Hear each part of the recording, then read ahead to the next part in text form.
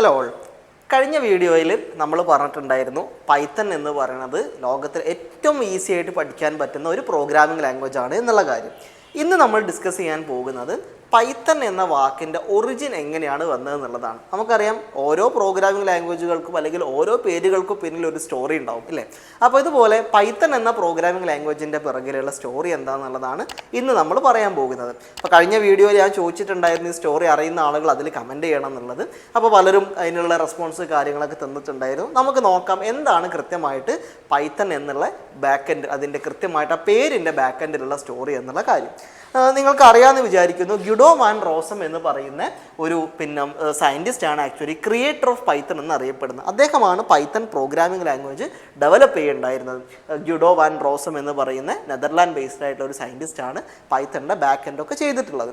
അദ്ദേഹം നമുക്കറിയാം, നമ്മളൊക്കെ ഒരു പ്രൊഡക്റ്റിന് പേരിടുന്ന സമയത്ത് നമുക്ക് ഏറ്റവും ഇഷ്ടപ്പെട്ട ഒരു പെറ്റിൻ്റെ പേരൊക്കെ നമ്മൾ ഇടുക, നമുക്ക് അത്രയും പ്രിയപ്പെട്ട ഒരു പേരായിരിക്കും അല്ലേ. അപ്പോൾ ഇതുപോലെ അദ്ദേഹം ഡെവലപ്പ് ചെയ്ത ഈ പ്രോഗ്രാമിംഗ് ലാംഗ്വേജിന് അദ്ദേഹം പൈത്തൺ എന്ന് പേര് വിളിക്കുന്നതിന് പിന്നിൽ വളരെ രസകരമായ ഒരു സ്റ്റോറി ഉണ്ട്.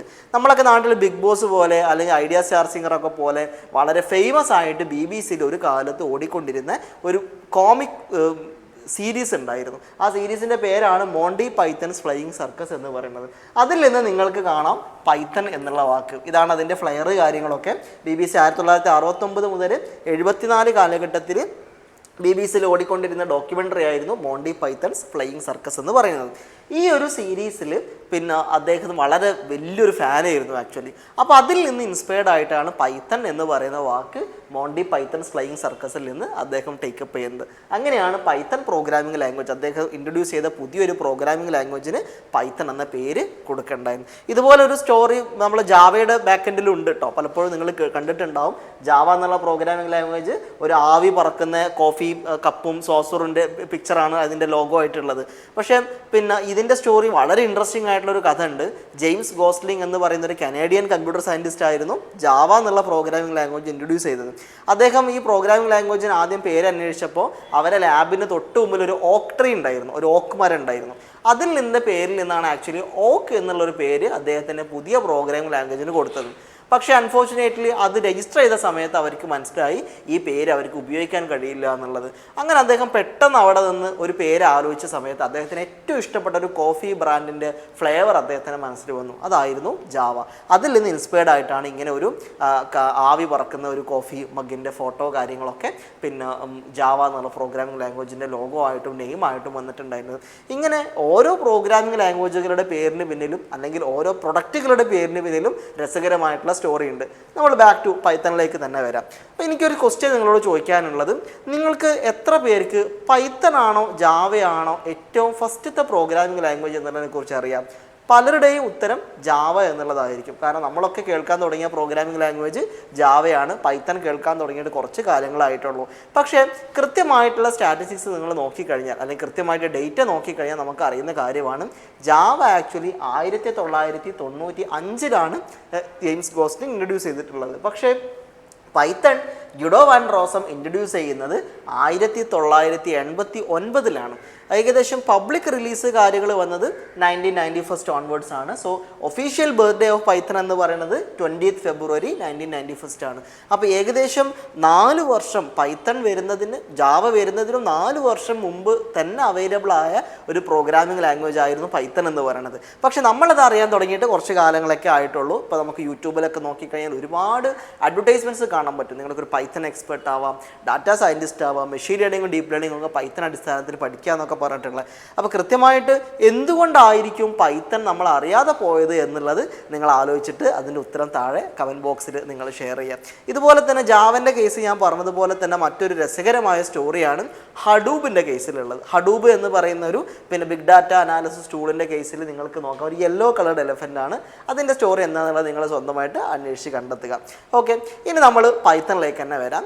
പൈത്തൺ പ്രോഗ്രാമിംഗ് നമ്മൾ ചെയ്യുന്ന സമയത്ത് നമുക്കറിയാം എന്ത് ഒരു ആപ്ലിക്കേഷൻ നമ്മൾ ചെയ്യുമ്പോഴും അതിൻ്റെ വർക്ക് ചെയ്യുന്ന ഒരു ബാക്ക് എൻഡ് സോഫ്റ്റ്വെയർ ഉണ്ടാവും. ഇപ്പോൾ ഫോർ എക്സാമ്പിൾ നമുക്കൊരു ടെക്സ്റ്റ് നിങ്ങൾക്ക് ടൈപ്പ് ചെയ്യണമെന്നുണ്ടെങ്കിൽ നമ്മൾ മൈക്രോസോഫ്റ്റിൻ്റെ വേർഡ് യൂസ് ചെയ്യും, അല്ലെങ്കിൽ ലിബ്രെ ഓഫീസ് യൂസ് ചെയ്യും, നോട്ട് പാഡോ വേർഡ് പാഡോ ഒക്കെ നമ്മൾ യൂസ് ചെയ്യും. അതുപോലെ പൈത്തൺ പ്രോഗ്രാം ചെയ്യാൻ വേണ്ടി നമ്മൾ യൂസ് ചെയ്യുന്ന പ്ലാറ്റ്ഫോമുകൾക്ക് ജനറലി വിളിക്കുന്ന പേരാണ് IDEs. ഇൻ്റഗ്രേറ്റഡ് ഡെവലപ്മെൻറ്റ് എൻവയോൺമെൻറ്റ് എന്നാണ് അതിനെ വിളിക്കുക, IDEs എന്ന് വിളിക്കുന്നത്. ഇങ്ങനെ ഡിഫറെൻ്റ് ആയിട്ടുള്ള IDEs കാര്യങ്ങൾ നിലവിൽ അവൈലബിൾ ആണ്. ഏറ്റവും കോമൺ ആയിട്ട് നമ്മൾ യൂസ് ചെയ്യുന്ന ഒരു പൈത്തൺ IDE ആണ് ജുപ്പിറ്റർ നോട്ട്ബുക്ക് എന്ന് പറയുന്നത്. ഇപ്പോൾ ജൂപ്പിറ്റർ നോട്ട്ബുക്ക് എന്ന് പറയുന്നത് വളരെ കോമൺ ആയിട്ട് നമുക്ക് കമ്പ്യൂട്ടറിൽ ഇൻസ്റ്റാൾ ചെയ്യാൻ പറ്റുന്ന ഒരു പൈത്തൺ IDE ആണ് ജൂപ്പിറ്റർ നോട്ട്ബുക്ക് എന്ന് പറയുന്നത്. ഇനി ജൂപ്പിറ്റർ നോട്ട്ബുക്കിൻ്റെ ഒരു ഫ്രണ്ട് ആൻഡ് വിൻഡോ കാര്യങ്ങളൊക്കെ ഏകദേശം ഇതുപോലെയാണ് ഉള്ളത്. നമുക്ക് പ്രോഗ്രാം ചെയ്യുന്ന സമയത്ത് വിശദമായിട്ട് അത് കാണേണ്ടതുണ്ട്. അപ്പോൾ നിങ്ങൾക്ക് കാണാം ഇതിലൊരു മെനു ബാർ കാര്യങ്ങളൊക്കെ ഉണ്ട്. ഈ ഒരു സെല്ലിൻ്റെ ഉള്ളിലാണ് നമ്മൾ പ്രോഗ്രാം പ്രിൻറ്റ് ഹലോ വേൾഡ് ഒക്കെ പോലുള്ള പ്രോഗ്രാമുകളൊക്കെ നമ്മൾ ടൈപ്പ് ചെയ്യുന്നത്.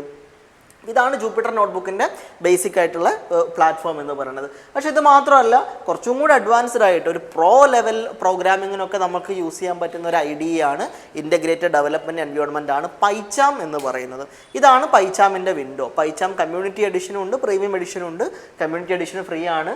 ഇത് നോക്കൂ, നിങ്ങൾ കുറച്ചും കൂടെ പ്രൊഫഷണൽ ആയിട്ടുള്ളൊരു വിൻഡോ കാര്യങ്ങളൊക്കെ പൈച്ചാമിൻ്റെ കേസിൽ നിങ്ങൾക്ക് കാണാവുന്നതാണ്. കുറച്ചും കൂടെ സ്റ്റാൻഡേർഡ് ആയിട്ടുള്ളൊരു വിൻഡോ കാര്യങ്ങളൊക്കെ ഇവിടെ നമുക്ക് കാണാവുന്നതാണ്. ഇതുപോലെ തന്നെ മറ്റൊരു IDE ആണ് VS കോഡ്, മൈക്രോസോഫ്റ്റിൻ്റെ വിഷ്വൽ സ്റ്റുഡിയോ കോഡ് എന്ന് പറയുന്ന VS കോഡ് എന്നുള്ളത്. പക്ഷേ ഇതെല്ലാം ഇൻസ്റ്റാൾഡ് IDEs ആണ്. നമുക്ക് കമ്പ്യൂട്ടറിൽ ഇൻസ്റ്റാൾ ചെയ്ത് വെക്കാൻ കഴിയുന്ന IDEs ആണ് ഈ കാണുന്നതെല്ലാം. പക്ഷേ ഇതല്ലാത്ത വെബ് IDEs നിലവിലുണ്ട്. അതിന് ഏറ്റവും ബെസ്റ്റ് എക്സാമ്പിളാണ് ഗൂഗിൾ കൊളാബ് എന്ന് പറയുന്നത്. ഗൂഗിൾ കൊളാബ് ആക്ച്വലി വർക്ക് ചെയ്യുന്നത് ഗൂഗിളിൻ്റെ ബാക്ക്-എൻഡ് സർവേഴ്സിലാണ്. സ്വാഭാവികമായിട്ടും നമുക്കറിയാം, ഒരു IDE നമ്മൾ റൺ ചെയ്യുന്ന സമയത്ത്, ഉപയോഗിക്കുന്ന സമയത്ത്, പ്രത്യേകിച്ച് മെഷീൻ ലേണിംഗ് പോലെ ഡീപ്പ് ലേണിംഗ് ഒക്കെ പോലെ അഡ്വാൻസ്ഡ് ആയിട്ടുള്ള പൈത്തൺ ആപ്ലിക്കേഷൻസ് റൺ ചെയ്യുന്ന സമയത്ത് നമ്മൾ അത് റൺ ചെയ്യുന്ന കമ്പ്യൂട്ടറിൻ്റെ അല്ലെങ്കിൽ സിസ്റ്റത്തിൻ്റെ പെർഫോമൻസ് ഒരു വലിയ ഫാക്ടറാണ്. ഉദാഹരണത്തിന് നിങ്ങൾക്കൊരു ഇൻ്റൽ i7 പ്രോസസ്സർ ഉള്ള കമ്പ്യൂട്ടറിലും ഒരു പഴയ പെൻറ്റിയം ഡ്യുവൽ കോർ പ്രോസസ്സറുള്ള കമ്പ്യൂട്ടറും അല്ലെങ്കിൽ ഇൻ്റൽ ഒരു i3 പ്രോസസ്സറുള്ള കമ്പ്യൂട്ടറും നമ്മൾ വർക്ക് ചെയ്യുകയാണെങ്കിൽ തീർച്ചയായിട്ടും അതിൻ്റെ ട്രെയിനിങ് ടൈമിലും റണ്ണിങ് ടൈമിലും ഒക്കെ വലിയ വ്യത്യാസം നമുക്ക് കാണാൻ പറ്റും.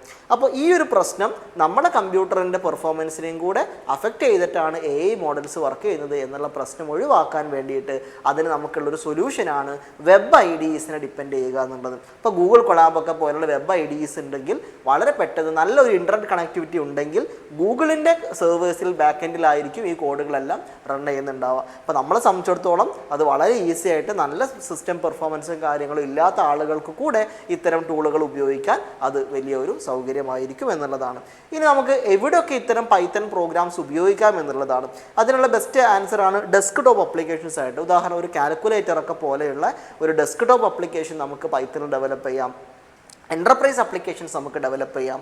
അതിന് വേണ്ടിയിട്ടുള്ള ഒരുപാട് ടൂൾസ് കാര്യങ്ങളുണ്ട്. വെബ് അപ്ലിക്കേഷൻസ് കാര്യങ്ങൾ നമുക്ക് ഡെവലപ്പ് ചെയ്യാം. നോക്കൂ, പൈത്തണിൻ്റെ കേസിൽ ഏറ്റവും വലിയൊരു ഫാക്ടർ എന്നുള്ളത് ഇതിനൊക്കെയുള്ള ഒരുപാട് ലൈബ്രറീസ്, ഒരുപാട് ഫ്രെയിം വർക്കുകൾ പൈത്തണിലുണ്ട് എന്നുള്ളതാണ്. ഇപ്പോൾ ജാങ്കോ പോലെ, ഫ്ലാസ്ക് പോലെ, പിരമിഡൊക്കെ പോലെയുള്ള പൈത്തൺ ഫ്രെയിം വർക്കുകളും ലൈബ്രറീസും ഒക്കെ നമുക്ക് വെബ് അപ്ലിക്കേഷൻസ് ഡെവലപ്പ് ചെയ്യാൻ വേണ്ടി ഉപയോഗിക്കാം. ഡാറ്റ അനാലിസിസ് കാര്യങ്ങൾക്കൊക്കെ വേണ്ടിയിട്ട് നമുക്ക് നംപൈ ആൻഡ് പാണ്ടാസ് പോലെയുള്ള ലൈബ്രറീസ് യൂസ് ചെയ്യാം. ഇപ്പോൾ നമ്മളൊരു മെഷീൻ ലേണിങ്ങിലേക്കോ ഡീപ്പ് ലേണിങ്ങിലേക്കൊക്കെ പോകുന്നതിന് മുമ്പ് ഏറ്റവും ആദ്യം ചെയ്യുന്ന കാര്യം നമ്മളെ ഡാറ്റ പ്രോപ്പറായിട്ട് അനലൈസ് ചെയ്യുക എന്നുള്ളതാണ്. അതിന് നമ്മൾ ഉപയോഗിക്കുന്ന ലൈബ്രറീസാണ് NumPy and pandas library. NumPy എന്ന് പറയുന്ന ന്യൂമറിക്കൽ പൈത്തൺ ലൈബ്രറിയാണ്. പാണ്ടാസ് എന്ന് പറയുന്ന ഒരു ഡാറ്റ സെറ്റ് ഉണ്ടെങ്കിൽ അതിനെ അനലൈസ് ചെയ്യാൻ വേണ്ടി നമ്മൾ ഉപയോഗിക്കുന്ന പാനൽ ഡാറ്റ അനാലിസിസ് എന്ന് പറയുന്ന ലൈബ്രറിയാണ് പാണ്ടാസ്. ഈ രണ്ട് ലൈബ്രറികളാണ് ഏറ്റവും കൂടുതൽ നമ്മൾ പ്രാക്ടിക്കൽ സെൻസിൽ ഉപയോഗിക്കുന്ന രണ്ട് ഡാറ്റ അനലിറ്റിക്സ് ലൈബ്രറീസ്. അപ്പോൾ ഇങ്ങനെ ഓരോ ആവശ്യങ്ങൾക്കും അനുസരിച്ചുള്ള ഡിഫറൻ്റ് ആയിട്ടുള്ള പൈത്തൺ ലൈബ്രറീസ് കാര്യങ്ങളുണ്ട്. അതിനെക്കുറിച്ച് വിശദമായിട്ട് നമ്മൾ അടുത്ത ക്ലാസ്സിൽ ഡിസ്കസ് ചെയ്യും. ഓക്കെ, അപ്പോൾ നെക്സ്റ്റ് ക്ലാസ് ആകുന്നത് വരെ നിങ്ങൾ വെയിറ്റ് ചെയ്യുക. Stay back.